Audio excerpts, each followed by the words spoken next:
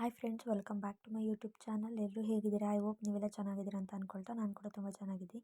ಇವತ್ತಿನ ರೆಸಿಪಿ ಮೊಸರು ಕೋಡ್ಬಳೆ ಮಾಡೋದು ಹೇಗೆ ಅಂತ ತೋರಿಸ್ಕೊಡ್ತಾ ಇದ್ದೀನಿ. ಮೊದಲಿಗೆ ನಾನಿಲ್ಲಿ ಒಂದು ಪ್ಯಾನ್ನ ಇಟ್ಕೊಂಡು ಅದಕ್ಕೆ 1.5 ಗ್ಲಾಸ್ ಆಗೋಷ್ಟು ನೀರನ್ನ ಸೇರಿಸ್ಕೊಂಡಿದ್ದೀನಿ. ನಾನಿಲ್ಲಿ 1 ಕಪ್ ಅಕ್ಕಿ ಹಿಟ್ಟನ್ನ ತೊಗೋತಾ ಇದ್ದೀನಿ. ಸೊ ನೀವು ಅಳತೆನ ನೋಡಿಕೊಂಡು ನೀವು ನೀರನ್ನ ಜಾಸ್ತಿ ಮಾಡ್ಕೊಳ್ಳಿ.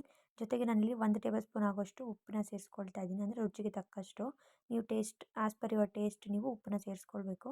ನೆಕ್ಸ್ಟ್ ನಾನಿಲ್ಲಿ ಕಟ್ ಮಾಡಿ ಇಟ್ಕೊಂಡಿರೋಂಥ ಒಂದು ಹಸಿಮೆಣಸಿನ್ಕಾಯಿ, ಜೊತೆಗೇ ಒಂದು ಸ್ವಲ್ಪ ಕೊತ್ತಂಬರಿ ಸೊಪ್ಪು, ಜೊತೆಗೆ ಒಂದು ಸ್ವಲ್ಪ ಕರಿಬೇವಿನ ಸೊಪ್ಪನ್ನ ಸೇರಿಸ್ಕೊಳ್ತಾ ಇದ್ದೀನಿ. ಇದೆಲ್ಲ ಸ್ವಲ್ಪ ಚೆನ್ನಾಗಿ ಮಿಕ್ಸ್ ಆಗಬೇಕು, ಅಲ್ಲಿವರೆಗೂ ಚೆನ್ನಾಗಿ ಮಿಕ್ಸ್ ಮಾಡ್ಕೊಳ್ಳಿ. ನೆಕ್ಸ್ಟ್ ನಾನಿಲ್ಲಿ 1 ಟೇಬಲ್ ಸ್ಪೂನ್ ಆಗೋಷ್ಟು ಜೀರಿಗೆನ ಸೇರಿಸ್ಕೊಳ್ತಾ ಇದ್ದೀನಿ. ಸೊ ಇವಾಗ ಇದೊಂದು ಸ್ವಲ್ಪ ಕುದಿ ಬರಬೇಕು, ಅಂದರೆ ಸ್ವಲ್ಪ ಕುದಿಬೇಕು. ಅಷ್ಟರಲ್ಲಿ ನಾವು ಒಂದು ಬಟ್ಲಿಗೆ 1 ಗ್ಲಾಸ್ ಆಗೋಷ್ಟು ಮೊಸರನ್ನ ಸೇರಿಸ್ಕೊಂಡು ಚೆನ್ನಾಗಿ ಬೀಟ್ ಮಾಡಿ ಎತ್ತಿಟ್ಕೋಬೇಕು. ಸೊ ನೋಡಿ, ಸ್ವಲ್ಪ ನೀರು ಹಾಕಿ ಈ ಥರ ತೆಳು ಮಾಡ್ಕೊಂಡಿದ್ದೀನಿ, ಮಜ್ಜಿಗೆ ಥರ.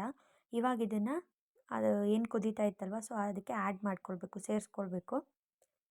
ಸೇರಿಸ್ಕೊಂಡು ಸ್ವಲ್ಪ ಚೆನ್ನಾಗಿ ಮಿಕ್ಸ್ ಮಾಡ್ಕೊಳ್ಬೇಕು. ಸ್ವಲ್ಪ ಮೊಸರು ಒಡೆದಂಗೆ ಆಗುತ್ತೆ, ಬಟ್ ಏನೂ ಆಗೋದಿಲ್ಲ.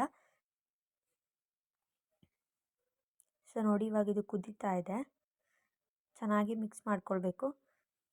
ನೆಕ್ಸ್ಟ್ ನಾನಿಲ್ಲಿ ಇವಾಗ ಇದಕ್ಕೆ ಅಕ್ಕಿ ಹಿಟ್ಟನ್ನ ಸೇರಿಸ್ಕೊಳ್ತಾ ಇದ್ದೀನಿ. 1 ಬೌಲ್ ಆಗೋಷ್ಟು ಅಕ್ಕಿ ಹಿಟ್ಟನ್ನ ತೊಗೊಂಡಿದ್ದೀನಿ. ಅಕ್ಕಿ ಹಿಟ್ಟನ್ನ ಹಾಕ್ಕೊಂಡು ಚೆನ್ನಾಗಿ ಮಿಕ್ಸ್ ಮಾಡ್ಕೊಳ್ಬೇಕು. ಸೊ ನೋಡಿ, ಈ ಥರ ಯಾವುದೇ ರೀತಿ ಗಂಟು ಆಗೋದಿಲ್ಲ. ನೀವು ಅಕ್ಕಿ ಹಿಟ್ಟು ಹಾಕಿದ ತಕ್ಷಣವೇ ಮಿಕ್ಸ್ ಮಾಡ್ಕೊಳ್ಬೋದು. ಸೊ ನೋಡಿ, ಈ ಥರ ಸಾಫ್ಟ್ ಆಗೋ ಥರ ಚೆನ್ನಾಗಿ ಮಿಕ್ಸ್ ಮಾಡ್ಕೊಳ್ಬೇಕು. ನೋಡಿ, ಈ ಥರ ಚೆನ್ನಾಗಿ ನಾದ್ಕೊಂಡು ಮಿಕ್ಸ್ ಮಾಡ್ಕೊಳ್ಬೇಕು.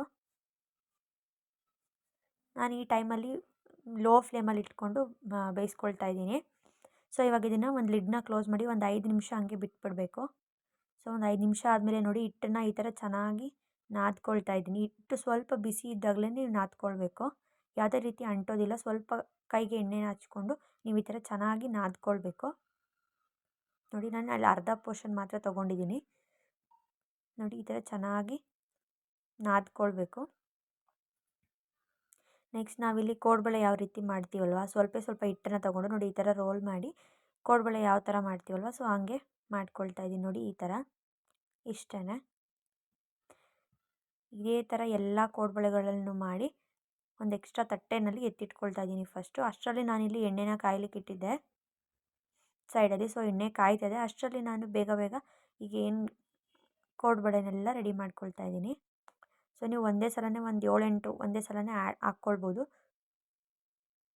ಸೊ ನೋಡಿ, ಈ ಥರ ಎಲ್ಲನೂ ಅದೇ ಥರನೇ. ನಿಮ್ಗೆ ಇನ್ನೂ ಚಿಕ್ಕದಾಗಿ ಬೇಕು ಅಂದರೆ ಚಿಕ್ಕದಾಗಿ ಮಾಡ್ಕೊಳ್ಳಿ, ಇಲ್ಲ ಸ್ವಲ್ಪ ದೊಡ್ಡದಾಗಿ ಬೇಕು ಅಂದರೆ ಇನ್ನೂ ಸ್ವಲ್ಪ ದೊಡ್ಡದಾಗಿ ಮಾಡ್ಕೊಳ್ಬೋದು ನೀವು ಕೋಡ್ಬಳೆನ.